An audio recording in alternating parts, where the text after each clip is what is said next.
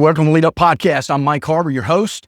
Really excited that you're here today. This is episode 451. Thanks for joining me if you're a returning listener. Hope you continue to find value in what we provide here on the Lead Up Podcast. If you're new, I welcome you to the Lead Up Podcast. You got a lot of catching up to do, 450 episodes. We share a lot of the same stuff right out of my book, Quit Losing Talent, the expanded edition. I interview leaders every other week just so we can help you grow and expand your ability to lead at an elite level, just gaining more effectiveness in the way that you lead. Today, we're going to talk about one of those things that many people misunderstand when it comes to recruiting talent, attracting talent, landing talent that you can lead into the future. We're going to talk about from candidate to commitment. And it really begins after you've made that offer, but it begins during the closing process, maybe during that negotiation process that a lot of people find uncomfortable and difficult, but it's areas that we have to get better as a leader. So we're going to dive deep into some strategies that are going to help you secure leaders and talent and contributors for your front line who are going to elevate your team and your organization to its fullest potential. I'm going to explore some critical steps to help you ensure your hiring process inspires commitment, makes offers irresistible, and leaves all candidates, even the ones you say no to, even the ones you don't end up hiring, with a positive impression of you as a leader and your organization and your employer brand. So I'm going to draw, again, right from my book, Quit Losing Talent, some of the things that we share in that book, and just helping you with some practical tips and a little bit of tough love as well. Some of these things we need to change our mindset, our perspective on to really do a better job in how we win the hearts and minds of future stars. So I want you to grab a pen if you're new, be ready to take some notes. You're going to want to listen to these things. If you're a returning listener, this is going to be a few new things for you as well to draw from and add to your leadership and recruiting style. Let's jump into the first piece I want to talk about, just that landing and leading, the high stakes of closing. Now, in my experience, I've interviewed tens of thousands of people. I've helped organizations hire hundreds of people. I've helped negotiate or close deals literally for 25 years now, whether it be in my past as recruiting for organizations as a headhunter or selling medical equipment or selling services, even for my own business in the coaching and training world. Negotiation is no fun, really, if you're unprepared, if you don't have a plan going in. And so closing a candidate may sound a little bit like the end of a process. I can just get them to say yes to me. And you got to go into that with a mindset. But really, that closing piece is just the beginning of a transformational relationship. And that's a mindset shift I want you to think about a little bit. It's the beginning of a new relationship. So how you deliver in that process is very important. The stakes are high here because you're competing for talent in the marketplace. You're competing for that candidate, for that talent with other organizations that are probably interviewing that same individual. It's no secret that when somebody's looking for a job, when they're in an interview process, you're probably not the only one that they're considering. They're not in the job market just for you most of the time. And so how you do some of the things we're going to talk about today is going to help set you apart from the competition that may even be able to pay a little bit more money than you, but may not be as good at these closing techniques, these high-stake closing techniques that we're going to talk about today. And so the stakes are higher than most people realize. And if you mishandle this part, the close, whether through a weak offer or poor communication or failing to understand what truly drives a candidate to say yes or no, you risk losing them to your competition, as I said. So here's where most leaders fall short. They focus entirely on compensation or title, believing that's all it takes to close the deal. And it could be if that's all anybody else is offering as well. But while those elements are important, they're not what seals the commitment. That what truly inspires talent to say yes to you is a combination of vision, of connection, and of opportunity. Simon Sinek said once, if you hire people just because they can do a job, they'll work for your money. But if you hire people who believe what you believe, they'll work with their blood, sweat, and tears. I mean, who doesn't want more of that, right? When you hire somebody, who doesn't want more of their discretionary effort, more of their blood, sweat, and tears, so to speak? We all want that. We want to know when we hire somebody, they're coming to us. Here's what we know from the research in our book. People decide to leave an organization when they feel undervalued by their current organization or current leader. So what can you do to demonstrate that value during the interview process, and especially during the closing process here to reiterate that? Hiring top talent is about aligning their aspirations with your mission, with your culture, with your values, with your opportunity. It's the art of showing, not just telling, how they fit into the bigger picture that you're building. So today we're going to dive into some critical pieces of the puzzle: negotiating with clarity and purpose, creating commitment through vision-driven offers, and in closing the loop with grace, even with unsuccessful candidates, those ones that you say no to. And that's an important piece. I want to make sure you stay tuned in to and listen as we wrap up this episode today. So here's a change of perspective: negotiating with clarity and purpose. This negotiation at the end to get this talent on your team, if you want them, is often treated like a poker game. I don't know if you're a poker player, but that's kind of the way it's treated. And it's high stakes, low transparency. But here's the truth. The best negotiations aren't about winning. They're about fostering trust and alignment. I'm going to share some strategies to negotiate with clarity and purpose. Know their why. You got to know yours too. If you know yours as a leader, as an interviewer, as a potential hiring manager, if you know your why, and then you can dig into their why during the interview process, understanding what motivates that candidate. Why are they even considering talking to you? It's non-negotiable. Whether it's professional development they're looking for, or some work-life balance, which I'm not really a fan of that term, but some harmony in the hours they have to work versus what you're really expecting them versus what you're paying them to do. We want to be able to create space for the things that they need to do with their families as well. Or maybe it's making an meaningful impact. Aligning your offer with their priorities is crucial. Now, again, this podcast is not about interviewing. I talk about that. You just go to our podcast page, the leaduppodcast.com, just do a search for anything on interviewing, and it'll pull some of these things up for you. But this is really important to learn during the interview process. And in my book, Quit Losing Talent, I emphasize the importance of asking candidates directly. What matters most to you in the next chapter of your career? Why are you looking at leaving your current role and considering joining this organization that I work for?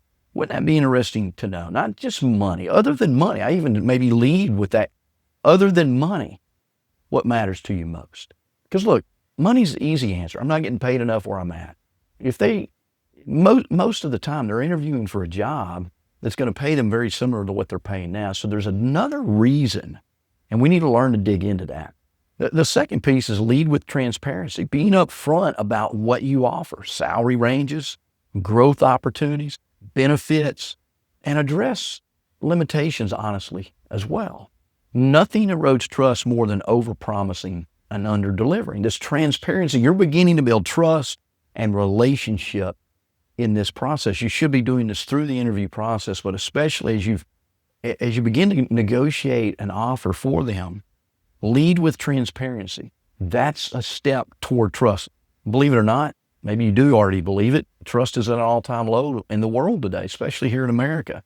And so whatever you can do to be transparent with them, what you can and can't do. Look, people make a decision to stay or leave based on how we value them, how we develop them, what are the opportunities for them to grow here. You need to know these things before you ever go into the interview process, and especially that closing process. The third thing I want to share with you here is frame the offer as a partnership. Instead of saying, here's what we can give you, money, title, flip the narrative to focus on co-creation. Try this instead. how can we build an opportunity that lets you thrive while advancing our mission together? Now, you need to know what the mission is. You need to know what their desires are, their why. How can you co-create that together? I love what Chris Voss, the author of Never Split the Difference, says. He said, the goal of negotiation is not to split the pie, but to make the pie bigger for both sides. I think that's a critical piece here in negotiating. And look, you may be sitting here saying, well, that's never been done for me, and that's not the way I do it. That's not the way our company's done it. We've never been able to do that before. I don't have the authority to do that. All of those things are true, probably. But if we want different results, isn't it time we try something different? Isn't it time we learn some new ways to deliver an offer, deliver a commitment to them? Like, we're asking for this candidate to commit to us. What about us committing to them, and how can we do that better? Now, I understand you may need to work with your boss or work with HR to put all these things together, but let's do that. Let's quit going into these negotiating processes as, well, here's what we can offer. You can take it or leave it. Then they're making a decision based solely on money. You're no different than any other competitor out there in the marketplace unless you do some of these things that we're talking about today. Let's look at this next piece, inspiring commitment through vision. Once you've built trust in the closing process, the next step is to inspire commitment. Not agreement that they'll come to work for you, but a commitment that they're going to help live out what you have talked about together. Not everyone says yes to a job because of what you offer today. They say yes because of what you're inviting them into to help you build tomorrow. Look, top talent makes a decision on future opportunity, not right now money. Maybe they haven't been able to grow where they're at. Maybe there's a lid that their company or leaders have had in the past that's held them back. So here's a couple of things you can do. One, share a compelling vision. Paint a vivid picture of what the next 6 months or 12 months or 3 years could look like for their role. Now, I know there's some things that are out of your control, but let's make big promises to them and then let's fulfill them. Certainly, we need to communicate if things change during that 6 months or 12 months or 3-year process. Show them the impact that they'll make and the legacy that they'll help build for the team that you're hiring them into. This isn't just about their task, it's about aligning with their purpose. So instead of saying you'll oversee patient satisfaction score, say this: you'll be leading the charge in transforming patient care outcomes across all of our hospitals. Think of the lives you'll impact through the innovation and leadership that you bring to our team. That's forward-looking, it's legacy building, it's impact that they'll have on a daily basis. The second thing is highlight their long-term growth. Show them you're invested in their development, whether it's funding certifications or mapping out a clear path to leadership. Top candidates want to know they'll grow under your leadership. If your organization offers leadership development and coaching like we provide here at Harbour Resources, talk to them about that. Let them know that you're going to not just throw them into this leadership role and hope they survive, but talk to them about how you're going to support them and develop them to be successful. Talk about your coaching style and how you're going to lock arms with them and coach them up to be successful, make the impact that you're agreeing to during the interview process. If you don't do that, maybe talk to your organization about how you all can do a better job of that, because this is what top talent wants today in the marketplace. The other piece here is make it personal and powerful. Part of inspiring commitment is helping candidates understand they're not just joining a company, they're joining a mission.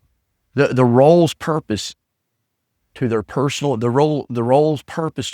values and aspirations need to line up as best you can. Simon Sinek said, people don't buy what you do, they buy why you do it. So if you can think about that again in this closing conversation, I'm assuming this is the third or fourth conversation you've had with them during the interview process.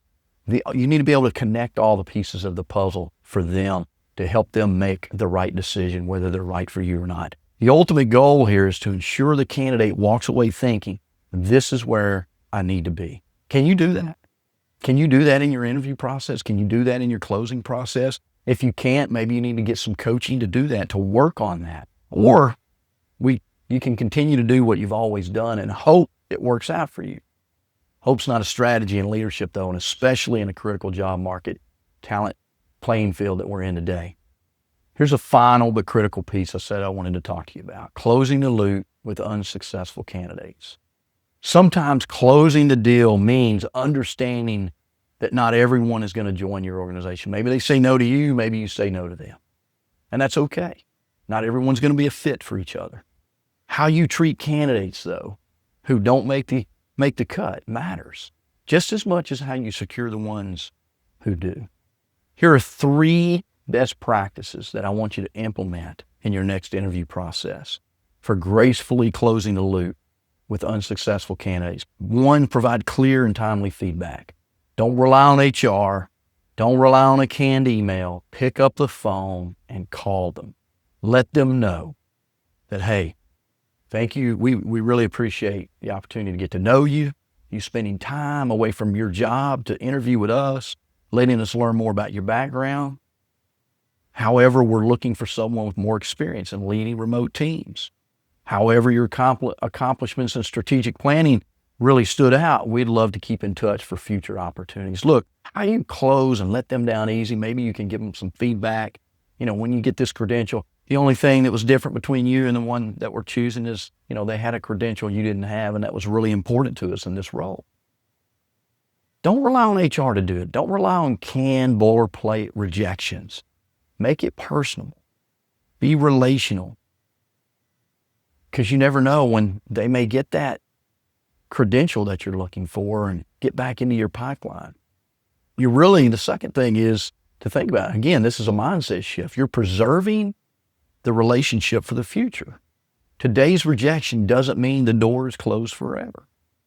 Keep a database of strong candidates and follow up with them when relevant roles open up. You never know when you might change jobs and you go to the workplace they're currently at and you become their boss, or maybe work as a colleague with them.